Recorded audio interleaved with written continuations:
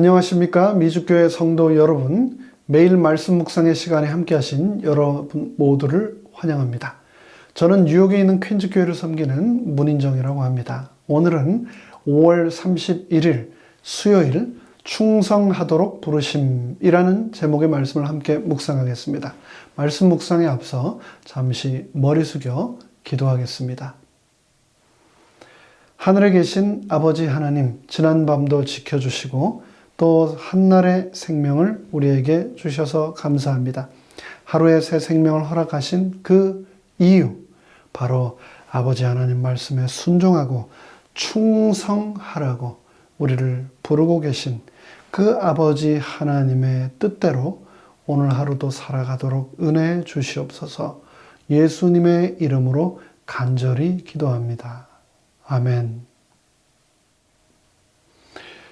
오늘 우리가 함께 묵상할 본문은 충성하도록 부르심입니다. 하나님께서는 저와 여러분을 부르셨습니다. 구원이라고 하는 것은 하나님의 부르심과 우리가 그분의 부르심에 대한 화답으로 완성됩니다. 하나님은 저만 부르신 것이 아니고 여러분 모두를 부르셨고 인류, 세상 모든 사람들을 한 사람의 예외도 없이 구원으로 초대하고 부르셨습니다. 그렇다면 그분의 부르심은 과연 무엇에 관한 부르심일까요? 네, 바로 충성하도록 우리를 부르신 겁니다. 창조주께서 피조물인 우리에게 너무나도 자연스럽게 기대하시고 바라는 것, 사랑의 관계가 완성되기 위해 우리로부터 그분께로 자발적으로 발현돼야 하는 것, 나의 생각과 결심과 삶의 완성을 위하여 처음부터 끝까지 반드시 필요한 것, 그것이 바로 충성입니다. 그렇다면 과연 우리는 무엇에 충성해야 할까요? 교과의 저자는 이에 대하여 다음과 같이 몇 가지로 나누어 설명합니다. 먼저 첫 번째, 우리는 하나님의 말씀에 충성해야 합니다. 우리는 하나님의 말씀에 충성하도록 부르심을 받았습니다. 요한계시록 14장에는 큰 성 바벨론이 등장합니다. 그런데 둘째 천사는 그 큰 성 바벨론이 무너진다라고 말하고 있습니다. 이에 대하여 요한계시록 17장은 천사가 말하는 이 바벨론이 영적인 바벨론이며 그 신원은 바로 자주색과 붉은색 옷을 입고 붉은 짐승을 타고 포도주 잔을 돌려 세상을 오류에 취하게 하는 여인이라고 말합니다. 이 여인은 자신의 잔을 온 세상에 돌려 취하게 만들면서 교회와 국가가 연합하게 하고 그 가운데 오류가 창궐하도록 합니다. 이 여인은 이 모든 것이 가능하도록 세상을 속이기 위하여 자신이 할 수 있는 기적들을 행합니다. 그리하여 세계는 바야흐로 최후의 쟁투에 돌입합니다. 바로 그때 하나님의 백성은 비방과 조롱과 압제와 박해를 받지만 그리스도 안에서 그의 성령의 능력으로 하나님과의 약속에 우리는 굳게 설 것입니다. 음부의 모든 권세와 악의 세력도 우리의 그리스도에 대한 충성을 꺾을 수 없을 것입니다. 우리는 최후의 대쟁투 가운데서 그분 안에 거하는 것만이 유일하게 안전한 것임을 다시 한번 깨닫게 될 것입니다. 그래서 시편 46편 1절로 3절은 말씀합니다. 하나님은 우리의 피난처시요 힘이시니 환난 중에 만날 큰 도움이시라. 그러므로 땅이 변하든지 산이 흔들려 바다 가운데 빠지든지 바닷물이 흉용하고 뛰놀든지 그것이 넘침으로 산이 요동할지라도 우리는 두려워 아니하리로다. 이를 위하여 예수님께서는 요한복음 17장 17절로 21절에서도 다음과 같이 기도하셨습니다.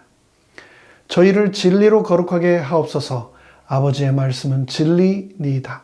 아버지께서 나를 세상에 보내신 것 같이 나도 저희를 세상에 보내었고 또 저희를 위하여 내가 나를 거룩하게 하오니 이는 저희도 진리로 거룩함을 얻게 하려 함이니이다. 내가 비옵는 것은 이 사람들만을 위함이 아니요 또 저희 말을 인하여 나를 믿는 사람들도 위함이니 아버지께서 내 안에, 내가 아버지 안에 있는 것 같이 저희도 다 하나가 되어 우리 안에 있게 하사 세상으로 아버지께서 나를 보내신 것을 믿게 하옵소서. 인간의 의견이나 전통이 아닌 하나님의 말씀인 진리는 우리가 반드시 맞이하게 될 세계의 최후의 대쟁투 가운데서 우리를 지켜줄 유일한 무기가 될 것입니다. 둘째, 우리는 하나님께서 우리에게 주신 안식일 계명에 충성해야 합니다. 에스겔 20장 12절로 20절, 조금 긴 본문의 말씀입니다만 읽겠습니다.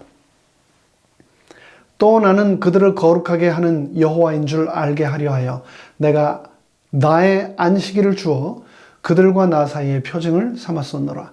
그러나 이스라엘 족속이 광야에서 내게 패역하여 사람이 준행하면 그로 인하여 삶을 얻을 나의 율례를 준행치 아니하며 나의 규례를 멸시하였고 나의 안식일을 크게 더럽혔으므로 내가 이르기를 내가 내 분노를 광야에서 그들의 위에 쏟아 멸하리라 하였으나 내가 내 이름을 위하여 달리 행하였나니 내가 그들을 인도하여 내는 것을 목도한 열국 앞에서 내 이름을 더럽히지 아니하려 하였음이로다. 또 내가 광야에서 그들에게 맹세하기를 내가 그들에게 허한 땅 곧 젖과 꿀이 흐르는 땅이요 모든 땅 중에 아름다운 곳으로 그들을 인도하여 들이지 아니하리라 한 것은 그들이 마음으로 우상을 좇아 나의 규례를 업신여기며 나의 율례를 행치 아니하며 나의 안식일을 더럽혔음이라. 그러나 내가 그들을 아껴 보아 광야에서 멸하여 아주 없이 하지 아니하였었노라.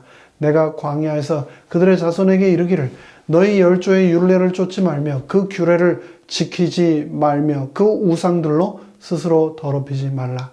나는 여호와 너의 하나님이라. 너희는 나의 율례를 좇으며 나의 규례를 지켜 행하고 또 나의 안식일을 거룩하게 할지어다. 이것이 나와 너 사이에 표징이 되어 너희로 내가 여호와 하나님인 줄 알게 하리라 하였었노라. 에스겔은 이스라엘 백성들이 이교의 관습을 버리고 거짓 신들 대신에 창조주를 경배해야 한다고 간절히 호소하고 있습니다. 12절과 20절에 반복해서 등장하고 있는 표현 sign, 즉 표징으로 하나님께서 우리에게 주신 안식일을 우리는 지키되 끝까지 그리고 또 충성되이 지켜야 합니다. 이에 대하여 각시대 대쟁투 438쪽은 다음과 같이 기록하고 있습니다. 하나님께서 우리의 창조주이심으로 우리가 그분을 경배해야 한다는 진리가 존속하는 한 안식일도 또한 그 증거와 기념으로 존속되어야 한다.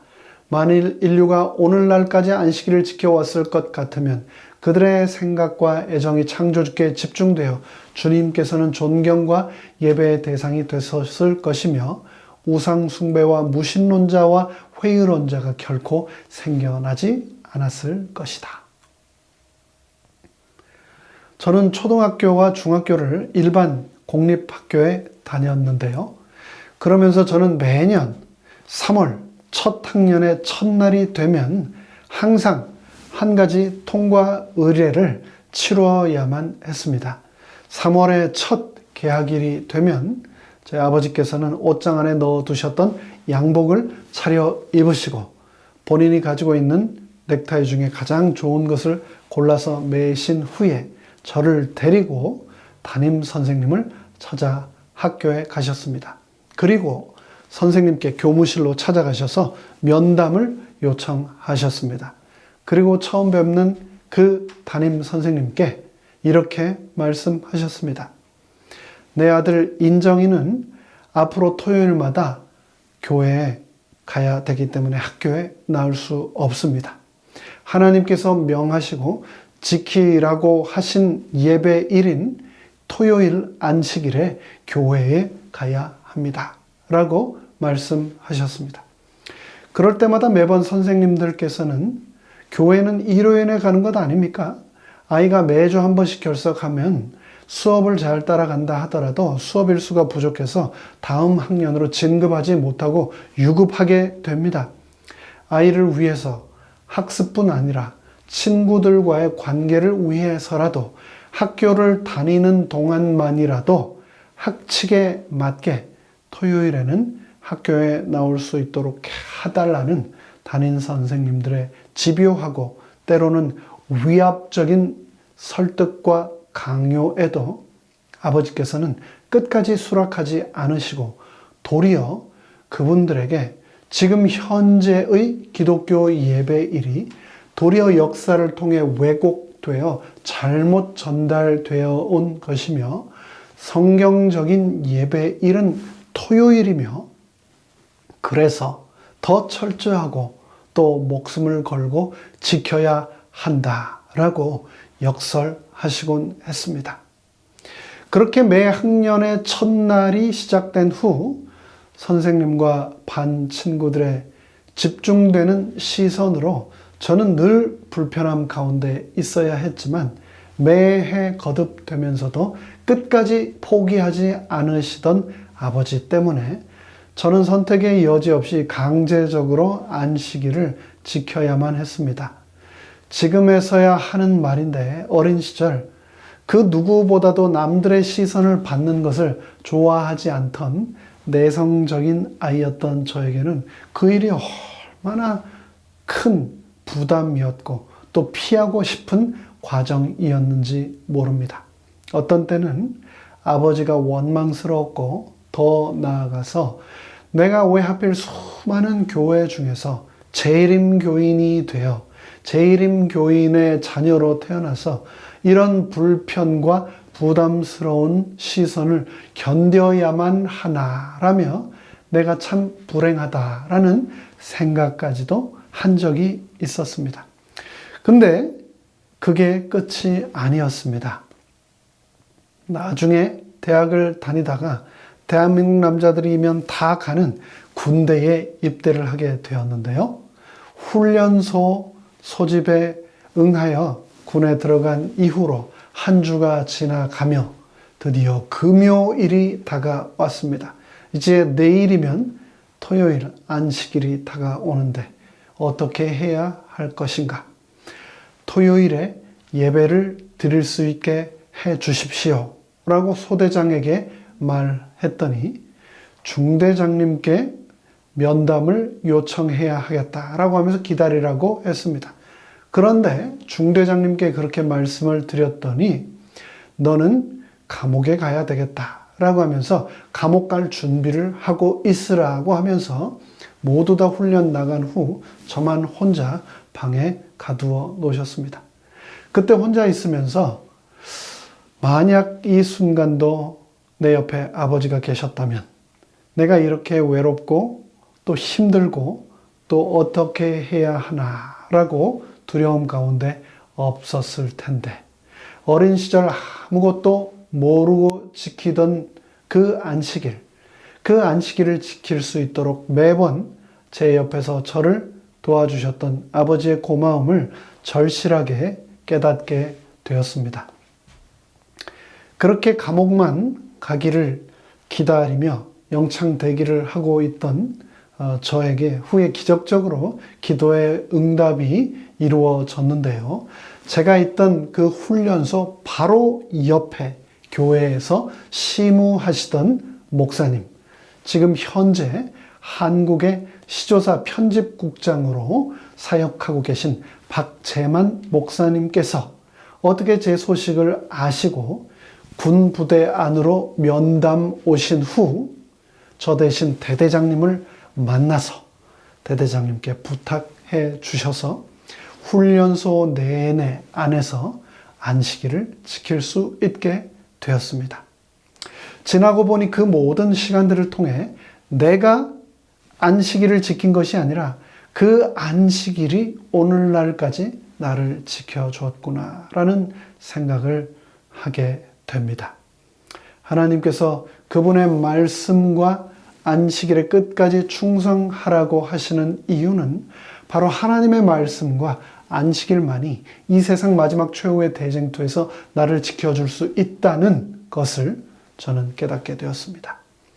오늘 말씀 묵상을 마치면서 앞서 한번 말씀드렸지만 제가 너무나 좋아하는 말씀 시편 46편 1절로 3절의 말씀을 다시 한번 여러분 모두에게도 선물로 드립니다. 하나님은 우리의 피난처시요 힘이시니 환난 중에 만날 큰 도움이시라. 그러므로 땅이 변하든지 산이 흔들려 바다 가운데 빠지든지 바닷물이 흉흉하고 뛰놀든지 그것이 넘침으로 산이 요동할지라도 우리는 두려워 아니하리로다.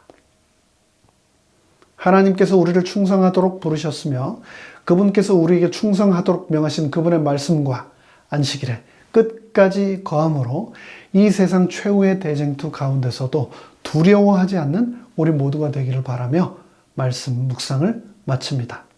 함께 머리 숙여 기도하겠습니다. 하늘에 계신 저희들의 아버지 하나님, 우리에게 주신 이 말씀, 하나님의 말씀이라고 하는 방패, 그 반석 위에 우리가 오늘도 그리고 주님 오시는 그날까지 굳게 서도록 축복하여 주시옵소서. 이 안식일을 통하여서 우리가 하나님께 더욱 가까이 나아가며 하나님의 표징을 소유한 백성이라고 하는 그 놀라운 은혜를 우리가 날마다 되새기며 감사하며 살아가도록 은혜 베풀어 주시옵소서. 예수 그리스도의 이름으로 간절히 기도합니다. 아멘.